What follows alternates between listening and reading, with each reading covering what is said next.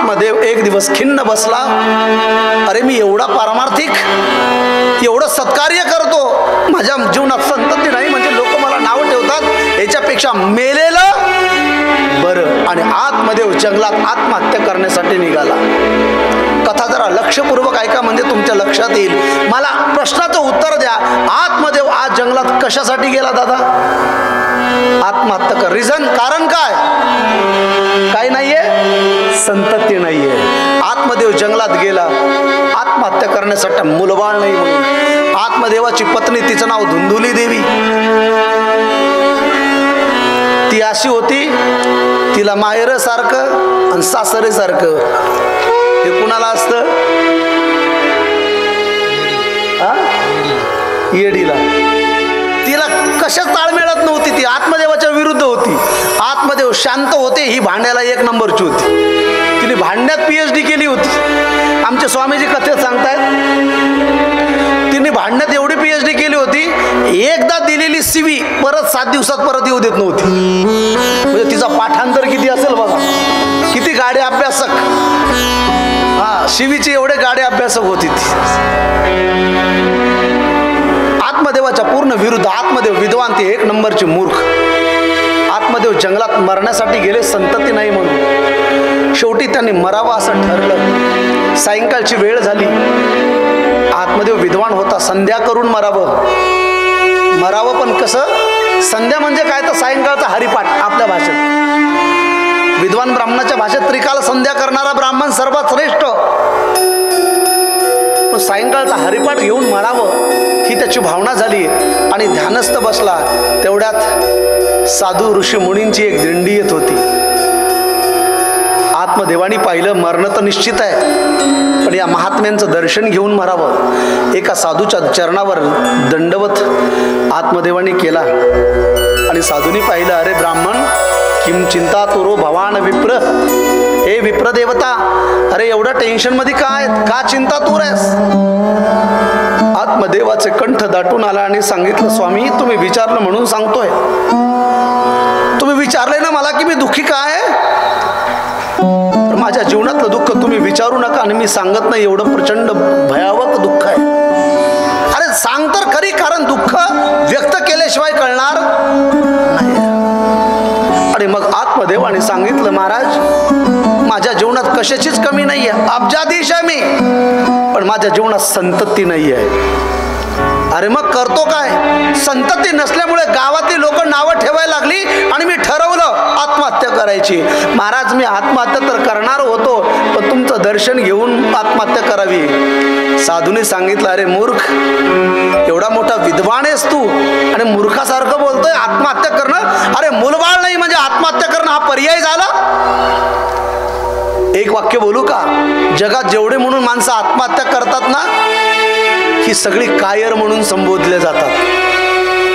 मोठ्या मनाची माणसं आत्महत्या करत नाहीयेत. म्हणून आत्महत्या करणं हा पर्याय नाहीये. तुमच्यावर किती दुःख असू द्या, लाख डोंगर कोसळू द्या, तुम्ही करोडपती जरी असलात आणि कर्जबाजारी जरी झालात, तर आयुष्यात कधी आत्महत्याचा विचार सुद्धा मनात आणू नका. हे पॉझिटिव्ह विचार जर तुम्हाला शिकायचे असतील तर त्याच्यासाठी भागवत कथा ऐका, त्याच्यासाठी सत्संग कीर्तन प्रवचन ऐका. इथे ह्या गोष्टी ऐकायला मिळतील. आत्महत्या करणं हा पर्याय नाही रे बाळा. लढ, भगवंताची भक्ती कर, तुला भगवान सुख देईल. नाही महाराज, जगणं मुश्किल झालंय. आता मरणार तो विहिरीत देऊन, जीव देऊन मरणार होतो, पण आता ठरवलं तुमच्याच पायावर मरायचं. साधू म्हणले, घ्या डोक्याला हाणून. आलेली आपत अंगावर घेतली. भला चांगला चालला होता. म्हणजे जुनी म्हणे बघा, एखाद्याला सल्ला दिला का ते म्हणतो व्हा तुम्हीच. आठवलं का? तयारशी बोलू, राधे राधे, जरा जोरशी बोलू ना. म्हणून जगात फ्री मध्ये काय मिळत असेल तर फक्त सल्ला. तुम्ही काम प्रॅक्टिकली कोणी करत नाही, सल्ले मात्र द्यायला नको ती चेहरे येतात. इथं उभं राहायला सल्ले देतील, हा कॉलम मध्ये यायला नको होता. हे असं व्हायला नको होतं. सल्ले देणारे पुष्कळ आहेत, पण प्रॅक्टिकली करणारे खूप कमी आहेत. साधूने विचार केला, हा माझ्या पायावर जीव देणार आणि विनाकारण मला ब्राह्मण हत्येचं पातक लागेल, म्हणून साधूने त्याची सुटका करून घेतली. कथा पुन्हा नीट ऐका. श्रीमद भागवत कथा अंधश्रद्धा निर्मूलनच्या पेक्षा पुढचं काम करतोय. एका झाडाचं फळ घेतलं, आत्मदेवाच्या हातावर ठेवलं आणि सांगितलं, जा हे फळ तुझ्या पत्नीला खायला दे, तुझी पत्नी सगर्भा होईल. जी वांझ आहे, जी निपुत्रिक आहे, जी निसंतान आहे ना, तिला हे फळ खायला दे, ती सगर्भा होईल. परिणाम या फळापासून हे खाल्ल्यानंतर तिला संतती निर्माण होईल ना, ती जगात तुझं नाव रोशन करेल. आत्मदेवाला आनंद झाला. महाराज हातात फळ घेतलं, महाराजांचं दर्शनही विसरला. काम रोग काय, रोग सोर आणि वैद्य हा तेच रोग म्हणजे ताप. आणि नाचत नाचत घरी गेला. श्रीमती धुंदुली देवी आतमध्ये होती. आत्मदेवाने दरवाजा वाजवला. तिने कडी उघडली दरवाजाची आणि तिने पाहिलं आपले पतिराज आलेत. आता ती कशी होती तिचं वर्णन मी अगोदरच केलंय. एक तर तिची नेमकी महत्वाची सिरियल चालू होती, तेवढे त्यांनी दरवाजा वाजवला. मग तिचं टेम्परेचर हाय झालं होतं. तुम्हाला काही कळत नाही का, माझी महत्वाची सिरियल चालू आहे आणि लगेच दरवाजा वाजवलाय? काही काम धाम आहे का नाही तुम्हाला? काय एवढी काय घाई आहे? आतमध्ये म्हणला, देवी शांत शांत शांत शांत. झालं काय? काय झालं म्हणजे? माझी सिरियल चालू आहे. अगं होईल, मी सिरियल विषय नाही रिअल विषय बोलायला आलोय. सिरियल आणि रिअल मध्ये फरक आहे. मी रिअल जेवणाविषयी तुझ्याशी संभाषण करतोय. बघ मी तुझ्यासाठी काय आणलंय. धुंदुली खुश झाली. तिला वाटलं चंदू काका सराफवाल्याकडून नवरत्नाचा हार आणलाय. ती खुश, काय आणलं माझ्यासाठी? बघू बघू. आतमध्ये म्हणला, घाई मत करो, जल्दबाजी मत करो. मी बघ तुझ्यासाठी हार नाही आणला, तर हे फळ आणलंय, फळ. ती म्हणली, घ्या आणून. माझा नवरा रोज पूजा पाठ करतो, सडके फळं घरात आणतो. आज कोणतं नवीन फळ आणलंय?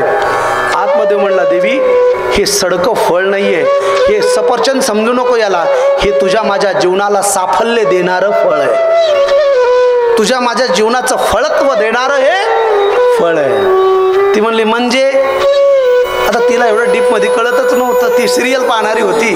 तिने काय कधी कथा ऐकली, कधी साहित्य ज्ञानेश्वरी पारायणाला बसली. ती म्हणले, म्हणजे काही नाही, हे फळ खा, तू गर्भवती होशील. तिला जाम टेन्शन आलं भाऊ. आता खरं तर नियम असा आहे, एखाद्या आईला, एखाद्या ताईला जर संतती होत नसेल आणि तिला चुकून जरी कोणी म्हटलं, ताई लोड घेऊ नको बाई, तुला मूलबाळ होईल, तर ती आनंदाने म्हणते, तुमच्या तोंडात साखर पडू. आनंद होतो का नाही? आता हिला आनंद व्हायला पाहिजे, पण हिला टेन्शन आलं. ती म्हणली, अगं बाई हे फळ खाल्लं तर मी गर्भवती होईल, आणि मग गर्भवती झाली तर माझं कसं होईल? आणि मग ती विनाशकाले विपरीत बुद्धी. आणि मग तिचे वेद सुरू झाले. तिने विचार असा केला, जर मी गर्भवती राहिली आणि जर माझ्या घराला आग लागली तर मला पळता येणार नाही. तिला कुठं रेसला धावायचं होतं मलाही माहिती नाही. पण वाईट विचार, वाईट माणसं कधी चांगला विचार करू शकत? तिने विचार केला, हे फळ खाणायचं ना, पण नवऱ्या बोलायचं काय? आणि तिने आत्मदेवाला सांगितलं, स्वामी हे ठीक आहे, पण मी आता नंतर खाते. आता मी खात नाही, नंतर खाते. आत्मदेव भोळे होते, पत्नीवर विश्वास ठेवला. देवी कधी का खाना पण खा. तिच्या हातात फळ दिलं. आत्मदेव आपल्या पूजापाठात मग्न राहिले. तिने फळ हातात घेतला, टेन्शन घेत बसली, या फळाचं करावं काय. आणि तेवढ्यात तिची मैत्रीण आली. कुणाची? धुंदुलीची. तिने विचारला, का झालं, का टेन्शन घेऊन बसलीस? तिने सांगितलं, माझा नवरा कोणातरी बाबाजीच्या चक्करमध्ये अडकलाय आणि एक सडकं फळ घरी घेऊन आलाय आणि तो सांगतो, हे फळ खा, परिणाम तू गर्भवती होशील. तिची मैत्रीण म्हणली, अगं हे चांगलं आहे की मग फळ खा. ती म्हणली, अगं नको बाई, मी असं ऐकलं की ज्या महिलांना लहान बाळा असतात ना, त्या आईला खूप त्रास देतात. ना जेवू देत, ना रात्र झोपू देत, लालनात पालनात बहुदुःख. लालन पालन करण्यात बघा, आता तुमची कथा ऐकायची इच्छा आहे, पण मुलं शांत बसत नाहीत, रात्र झोपत नाहीत, हट्टीपणा करतात. ती म्हणली, हा एवढं दुःख कोण सहन करायचं? बघा हिची फिलॉसॉफी. म्हणून मला नको वाटतं बाळ. तिची मैत्रीण हुशार होती, कारण ती स्वार्थी होती एक नंबरची. आपल्या मैत्रिणी कशा आहेत पहिले याचा अभ्यास करावा. ती काय कथा कीर्तनातली नव्हती. तिने विचार केला हिला मूलबाळ होताच कामा नाही, कारण तिची जी मैत्रीण होती तिला 9 मुलं होती, पण घरात खायला काही अडचण होती. तिला वाटलं हिला जर नाही झालं तर एखादं हिला दत्तक देता येईल. तिने सांगितलं अगं बाई कशा बाबाच्या चक्करमध्ये पडली, हे फळ फेकून दे. ती म्हणली अगं मी देईल, पण माझ्या नवऱ्याला उत्तर काय देऊ. कळते ना सर्वांना, उत्तर काय देऊ. ती म्हणली एक काम कर, मी आताच गर्भवती राहिली, मग हे माझं बाळ तुला देते आणि तू तुझ्या पतीला गर्भवती होण्याचं नाटक कर. दोघीचं प्लॅनिंग झाला आणि ठरल्याप्रमाणे दोघीचं नाटक सुरू झालं गर्भवती होण्याचं. आता मला एक सांगा, गर्भवती होण्याचं नाटक किती वर्ष टिकेल दादा? साऊंडवाले 3 का 4? तुमच्यापैकी कोण सांगेल गर्भवती होण्याचं नाटक किती वर्ष टिकेल? 4 वर्ष? तुम्ही का डाउनलोड नाही केले? प्यारशी बोलो राधे राधे. हल्ली काही पण डाउनलोड आहे ॲमेझॉनद्वारे. अरे तुम्ही जन्म दिलाय ना आम्हाला, मग नाटक किती वर्ष चालेल? वर्ष नाही, 9 महिने. याच्यापेक्षा जास्त नाटक चालत नंतर काय. ती म्हणली असं असं दोघीचं प्लॅनिंग ठरलं. 9 महिने 9 दिवस झाले, हिचं बाळ हिला दिलं. हिने आत्मदेवाला सांगितलं की तुम्हाला मुलगा झाला. आत्मदेव आनंदाच्या भरात गेला. चला वैशीची शेवटी एकच होय वांजुटी, मोहाची त्रिपुटी नाचू लागे. आनंद झाला. एखाद्याला जर अनेक वर्षानंतर मूलबाळ झालं तर त्याला किती आनंद होतो माऊली सांगतायत. वैशीची शेवटी एकच होय वांजुटी, मोहाची त्रिपुटी नाचू लागे. आनंदाने नाचायला लागला. ब्राह्मणांना गौदान, वस्त्रदान, स्वस्ती वाचन, आनंदही आनंद. महाराज आत्मदेव खुश झाला. काय झालं जीवनात? संतती झाली. ही परिणाम पुढचा आहे का? गोड कथा आहे. हिने जे फळ खाल्लं नव्हतं ना, ते फेकून दिलं होतं खिडकीतनं बाहेर. परिणाम त्याच आत्मदेवाच्या अंगणात गाईचा एक गोठा होता गाईचा, आणि त्या गाईला अनेक वर्षापासून बछडा बछडी नव्हती. परिणाम ते फळ खाल्लं त्या गाईने. बरोबर, हे फळ खाल्लं त्या गाईने. एका साधूचा प्रसाद, संतांची वाणी. परिणाम ती गौमाता सुद्धा गर्भवती राहिली आणि तिने सुद्धा एका बाळाला जन्म दिला. आत्मदेवाच्या घरी गायीने पण बाळाला जन्म दिला आणि आत्मदेवाला मुलगा झाला. लोक आनंदाने चर्चा करायला लागले, भगवान देता है तो छप्पर फाड़ के, अभी तक तो एक भी बालक नहीं था, यहाँ गौ ने भी बालक को जन्म दिया और यह आत्मदेव को भी पुत्र हुआ. हर्षत होते हुए आत्मदेव ने खुशियां मनाई. अब आई बात नामकरण की. वेळ आली मुलांच्या नाव ठेवण्याची. आत्मदेवाने विचार केला, माझं नाव आत्मदेव, माझ्या मुलाचं नाव किमान परमात्मदेव तरी ठेवावं. बापाला वाटतं ना माझ्या पुढे माझ्या मुलाचं नाव असावं. तेवढ्या धुंदुली धावत आली आणि धुंदुनी सांगितलं, हा मुलाचं नाव तुम्ही नाही ठेवायचं. मग मुलाचं नाव मी ठेवणार, कारण 9 महिने 9 दिवस मी वागवलंय. किती खोटं बोलती बघा. बर आत्मदेव म्हणला, देवी सांग काय ठेवायचं. तिने सांगितलं, माझं नाव धुंदुली, माझ्या मुलाचं नाव माझ्याच नावावर असलं पाहिजे. तिने तिच्या मुलाचं नाव ठेवलं धुंदुकारी. गावातली पंच कमिटी एकत्र झाली. ज्या गायीने मुलाला जन्म दिला होता ना, त्या मुलाचं वैशिष्ट्य असं आहे, पूर्ण शरीर मानवाचं होतं, फक्त कान जे आहेत ना, कान ते गायीच्या कानाच्या आकाराचे होते, कारण गायीने जन्म दिला होता ना. मग सुज्ञ मंडळी म्हणायला लागली, याचं नाव काय ठेवायचं. गावातली सर्व ज्येष्ठ मंडळी एकत्र आली आणि त्यांनी ठरवलं, शरीर मानवाचं आहे पण कान मात्र गायीच्या कानाच्या आकाराचे आहेत, म्हणून सर्वांनी मिळून नाव ठेवलं. बोलो गोकर्णजी महाराज की जय. काय नाव ठेवलं? गोकर्ण. गो नाम गाय, कर्ण नाम कान, ज्याचे गाईच्या आकाराच्या कानासारखे कान त्याचं नाव गोकर्ण. दोन्ही मुलं लहानाची मोठे झालेत आणि आत्मदेवाच्या अंगणात खेळायला लागली. नियम असा असतो, नियम असा असतो की आपली मुलं करतात काय, भविष्यात होणार काय, हे जर शोधायचं असेल तर बाळ आपला मुलगा लहानपणीच आपले लक्षणं दाखवतो की हा भविष्यात कोण होणार. म्हणजे अगदी एक म्हण आठवते मला, बाळाचे पाय माहिती आहे का तुम्हाला, दिसतात. याचा अर्थ लहान मुलाच्या वर्तनावरूनच भविष्यात तो कोण निघेल हे सिद्ध होतं.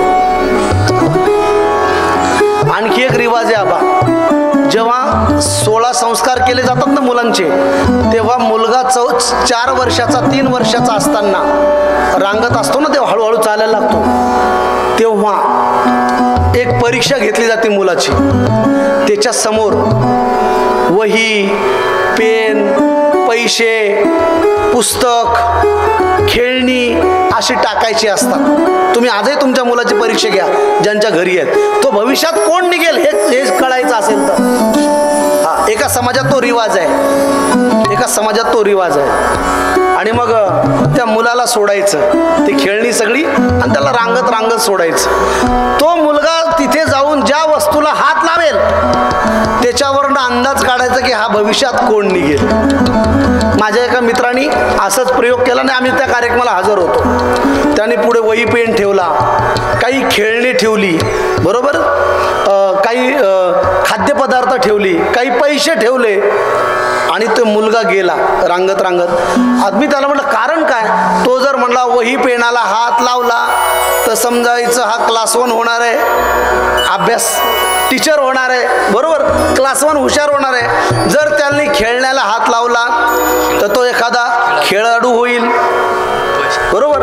जर त्याने खायच्या पदार्थाला हात लावला तर समजावं तो आचार्य होईल, नाही तर मग आचार्य होईल, आचार्य होईल नाही तर आचार्य होईल, बरोबर ना.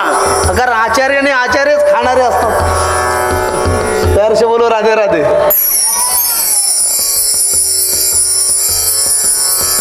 सगळे माझ्या पोटाकडे बघायले, मी आचार्य पण आहे ना आचारी पण आहे, त्यामुळे मजबूत आहे. प्यार से बोलो राधे राधे.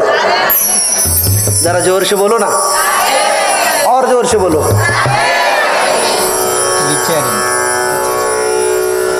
हा, मी काय बोलत होतो, नाही मी आचार्यापासून गेलो निघून. हा प्रॅक्टिकल इथे बघत होतो. आणि जर एखाद्या वस्तूला हात लावला तर खेळण्याला तो खेळाडू निघेल. एखादा मुलगा खेळणी मोडत असेल परत जोडत असेल तर समजावं तो सॉफ्टवेअर इंजिनियर होईल. काहीतरी प्रत्येकाचं क्षेत्र भिन्न भिन्न आहे. मी त्या माझ्या मित्राच्या घरी गेलो गुरुजी, त्यांनी हा प्रयोग केला. ते मुलगा ना वही पेनाला हात लावला, ना पैशाला हात लावला, ना खाण्याच्या वस्तूला हात लावला. ते पोरग खेळत गेलं, त्या सर्व वस्तू पाहिल्या आणि कशाला हात नाही लावला. पुन्हा वापस आलं, दरवाज्यातनं बाहेर गेलं, बाहेर खडी पडलेली होती, खडी घ्यायचं तोंडात घालायचं. मला म्हणलं महाराज आता याचा अर्थ काय काढू, वही पेन लावला असता तर मी अर्थ काढला असता. मी म्हणलं याचा अर्थ मी सांगतो, हे कोण होणार आहे. तो म्हणला सांगा. मी म्हणलं हा नक्की राजकारणी होणार आहे. तो म्हणला कसं काय. म्हणलं खडी खायला शिकलाय हा, रोडचं टेंडर आलं की अर्धी खडी हाच खाणार आहे, नुसतं डांबर लावून देणार आहे लोकांना. खडी डांबर खातात का नाही तुमच्या इकडे, तरी इकडे करून घेणारी मंडळी चांगली आहेत म्हणून ठीक आहे, नाहीतर ही मधली सगळी खातात. तुम्ही बघा जाऊन काही ठिकाणी फक्त डॉक्युमेंटली 10 कोटीचा रोड, प्रॅक्टिकली 10 लाख सुद्धा खर्च होत नाही. म्हणून बाळाचे पाय पाळण्यात दिसतात, हे रिअल आहे. आता ही जी मुलं आहेत ना, ही मुलं ही भले शांत बसत नसतील पण यांची लक्षणं चांगली आहेत, ही इथं बसले. म्हणून माझं निवेदन आहे, आपले मुलं कथेला घेऊन या, फक्त आणल्यानंतर त्यांना असं सोडून देऊ नका. तुमच्या जवळ बसवा, त्याला चांगले संस्कार द्या, तर ऐकेल. तुम्ही काय करताय, गार्डनमध्ये आल्यासारखं खेळ तू, मी बसते इथं, हे करू नका. म्हणजे नाहीतर मग सगळा खेळ होऊन जाईल त्या पोरांच्या खेळण्याच्या नादात. म्हणून शांतता शिस्तता या गोष्टी महत्त्वाच्या आहेत. दोन्ही मुलं मोठी झालीत, दोघं खेळायला लागलीत. आता दोघांचे खेळ भिन्न भिन्न आहेत. हा जो धुंदुकारी होता ना, हा काय करायचा माहिती आहे? कुत्र्याच्या पिल्याचे शेपट ओढायचं, डुकराच्या पिल्याचे शेपट ओढायचं, घरात पाहुणे कोणी आले की त्यांच्या चपला गायब करायचं. असे जर तुमच्याकडे कोणी पोरं खेळत असतील तर समजावं हे धुंदुकारीसारखं निघणार आहे. आणि जो गोकर्ण नावाचा मुलगा होता ना, गोकर्ण, तो काय करायचा माहिती आहे? कथेत कीर्तनात यायचा आणि सर्व मुलांना एकत्र करायचा आणि तो म्हणायचा, चला रे भगवंताचं राधाराणीचं नाम संकीर्तन घेऊया. गोकर्णजी कसा खेळ खेळत होते तो एक संकीर्तन आपण घेऊया आणि गोकर्णजींच्या खेळासोबत जर आपणही खेळूया, म्हणजे चांगले संस्कार येण्याचा आपण प्रयास करूया आणि मग यांच्या उर्वरित कथेचा आपण भाग घेऊ. सर्वांनी हात वर करा, ज्यांना ज्यांना हात आहे, बाकीच्यांनी त्रास घेऊ नका. हा, हरी बोल. गोविंद मेरो है, गोपाल मेरो है, गोविंद मेरो है, गोपाल मेरो है, गोविंद मेरो है, गोपाल मेरो है, गोविंद मेरो है, गोपाल मेरो है. श्री बाके बिहारी नंदलाल मेरो है, श्री बाके बिहारी नंदलाल मेरो है, श्री बाके बिहारी नंदलाल मेरो है, श्री बाके बिहारी नंदलाल मेरो है. गोविंद मेरो है, गोपाल मेरो है, गोपाल मेरो है, गोविंद मेरो है, गोपाल मेरो है, गोविंद मेरो है, गोपाल मेरो है. जरा दो हाथ ऊपर उठाते हुए सभी लोग.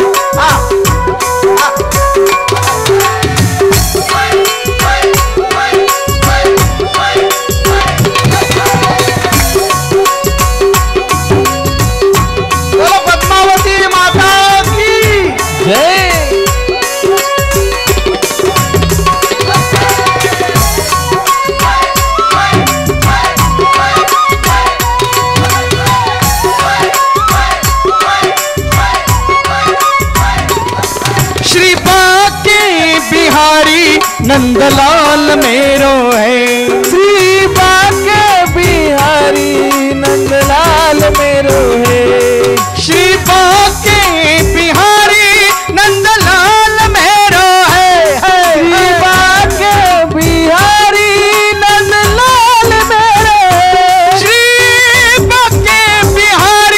नंदलाल मेरो है, श्री बाके बिहारी नंदलाल मेरो है, श्री बाके बिहारी नंदलाल नंदलाल मेरो है, बाके बिहारी नंदलाल. गोविंद मेरो है, गोपाल मेरो है, गोविंद मेरो है, गोपाल मेरो है, गोविंद मेरो है, गोपाल मेरो है, गोविंद मेरो है, गोपाल मेरो है.